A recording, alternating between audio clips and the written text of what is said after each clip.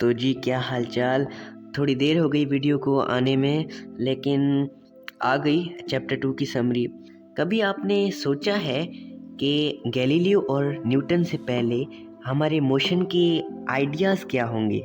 अभी जो हमारे प्रेजेंट आइडियाज़ हैं उनको अगर हम पीछे ले चले न्यूटन और गैलीलियो के पास, उनसे पहले लोग एरिस्टोटल पे बिलीव करते थे और वो ये मानते थे कि जो हर एक ऑब्जेक्ट है वो नेचुरली रेस्ट स्टेट में रहना चाहता है। और वो ये भी मानते थे कि अगर एक हैवी ऑब्जेक्ट और एक लाइट ऑब्जेक्ट दोनों एक साथ नीचे गिरें तो वो जो हैवी ऑब्जेक्ट है वो जल्दी गिरेगा बनिस्बत लाइट ऑब्जेक्ट के। पर गैलीलियो तो अपने ख्यालों में गुम रहते थे और उन्होंने कहा कि नहीं, मैं तो इसको प्रूव करके दिखाऊंगा कि ये एरिस्टोटल गलत है। उनको बहुत लोगों ने गलत भी कहा पर फिर भी वो माने नहीं और उन्होंने लीनिंग टावर ऑफ पीसा से कुछ वेट्स को ड्रॉप किया नीचे और उन्होंने ये कंक्लूड किया कि जो हैवी ऑब्जेक्ट और लाइट ऑब्जेक्ट है दोनों एक साथ ही नीचे आते हैं। ये वैसे एक स्टोरी है लेकिन इतनी सच नहीं है। गैलीलियो के मेजरमेंट्स को फिज़िक्स के चचा यानी न्यूटन ने इस्तेमाल किया अपने लॉज ऑफ मोशंस में। तो फिर उन्होंने अपने पहले लॉ में ये बताया कि हर ऑब्जेक्ट रेस्ट में होता है जब तक कि कोई एक्सटर्नल फोर्स उस पर एक्ट ना करे। फिर ये बात तो क्लियर हो गई कि रेस्ट से मोशन में जाने के लिए फोर्स लगता है, पर इस फोर्स को डिस्क्राइब करने के लिए फिर फिज़िक्स के चचा न्यूटन चचा ने अपना सेकंड लॉ निकाला।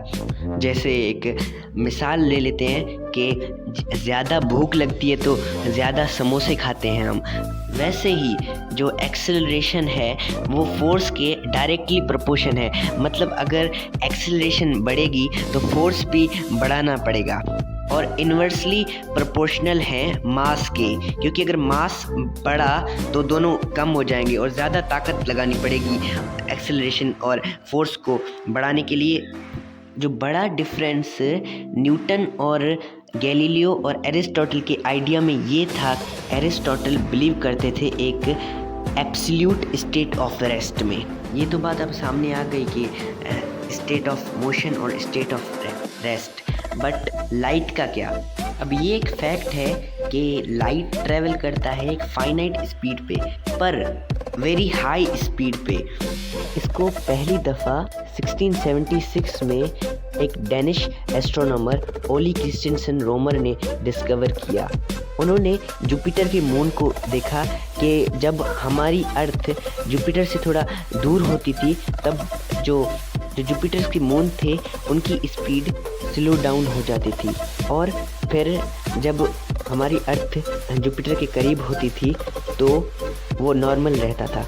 इसी से ओली क्रिस्टियनसन रोमर ने लाइट की स्पीड डिस्कवर की जो थी 14 लाख माइल्स पर हावर, जो कि आज के मॉडर्न वैल्यू से कंपेयर करें तो 18,60,000 माइल्स पर हावर।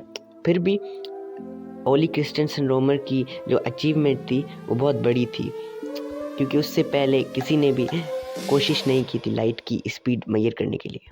फिर उसके बाद ये तो पता चल गया लाइट की स्पीड कांस्टेंट है, पर एक प्रॉपर थ्योरी नहीं थी लाइट की। उसके बाद 1865 में एक British physicist James clerk Maxwell, उन्होंने अपनी इलेक्ट्रोमैग्नेटिक वेव्स की थ्योरी पुट की। अब इसकी वीडियो मैंने भी बनाई थी, आप लिंक डिस्क्रिप्शन में होगा।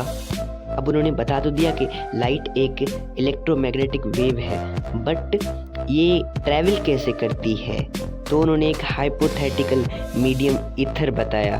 फिर लेट 80s में माइकलसन मोरले एक्सपेरिमेंट जब हुआ तब ये पता चला कि जो ईथर है वो कभी एग्जिस्ट करता ही नहीं था। इसके बाद सबने इतने एक्सपेरिमेंट किए, रिजल्ट इतना खासा नहीं आ रहा था। उसके बाद 1905 में एक unknown clerk Swiss patent office से बोलता है कि टाइम है वो कभी भी एब्सोल्यूट नहीं है और ईथर नाम के कोई चीज़ एग्जिस्ट नहीं करती। और ये थे फिज़िक्स के फूफा एल्बर्ट आइंस्टाइन। उन्होंने अपनी स्पेशल थ्योरी ऑफ रिलेटिविटी में अपनी इक्वेशन, जो बड़ी फेमस इक्वेशन है E=mc² दी। फिर उन्होंने ये भी बताया कोई भी चीज़ स्पीड ऑफ लाइट से ज़्यादा ट्रैवल नहीं कर सकती। अब उसके लिए हम स्पेस टाइम डायग्राम बनाते हैं, क्योंकि आइंस्टाइन ने इस स्पेशल थ्योरी ऑफ रिलेटिविटी की वजह से स्पेस टाइम को कंबाइन कर दिया, और इसके बाद जो थर्ड डायमेंशनल ऑब्जेक्ट्स थे उनको अब फोर्थ डायमेंशनल में गिना जाने लगा, क्योंकि फोर्थ डायमेंशनल मींस टाइम। उसके बाद ग्रेविटी के लिए आइंस्टाइन ने बहुत सारी अनसक्सेसफुल अटेम्प्ट्स किए, पर उसके बाद 1915 में उन्होंने अपनी थ्योरी प्रपोज की, जिसको हम जनरल थ्योरी ऑफ रिलेटिविटी से जानते हैं। आइंस्टाइन ने एक रेवोल्यूशनरी सजेशन दिया कि जो ग्रेविटी है वो एक फोर्स जैसे दूसरे फोर्सेस हैं उनके जैसा बिहेव नहीं करता, बल्कि ये एक कॉन्सिक्वेंस है स्पेस टाइम के कर्व होने का। मतलब कि जितना ज़्यादा मास उतना ज़्यादा कर्व नेचर। और कभी आपने सोचा है कि ये जो यूनिवर्स है ये हमेशा से ही ऐसा था या इसका कोई एंड है? ये हम जानेंगे नेक्स्ट एपिसोड में। तो तब तक के लिए अपना ख्याल रखें और चैनल को सब्सक्राइब किए जाइएगा।